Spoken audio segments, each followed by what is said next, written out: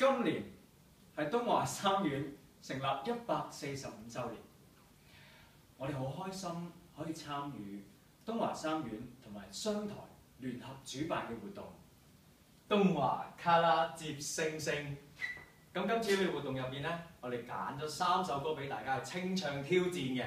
依家同大家分享一啲唱歌嘅小 tips。點挑法？第一首我哋揀咗嘅就係《後會無期》。係啦，睇得好清楚。後會無期呢一首歌咧，有啲咩 tips 咧？首先呢首歌 verse 同埋 chorus 咧，好似唔係好高音嘅啫。咁但係咧，要大家聽到咧，又覺得唔高音得嚟，但係又要好令到人哋繼續聽落去呢首歌咧，咁要花啲感情嘅細節喺入邊啊。因為咧呢首歌係講緊第三者嘅自白，咁你要將自己變成一個第三者去唱呢首歌啦。變。第二首咧就係、是《如月生死》啦。咁呢首歌嘅 tips 就係係啦，寫下。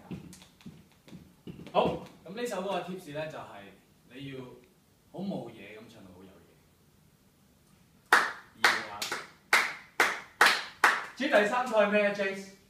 第三首就係薄情歌。薄情歌。薄情歌嘅 tips 就係你要成為一個薄情嘅歌。薄情郎，薄情成郎。為一個薄情郎。係啦，咁點參加？點參加咧？好簡單嘅啫，咁就將你揀選嘅歌曲啦，跟住唱副嗰個部分，以短片嘅形式咧拍攝落嚟，係清唱喎。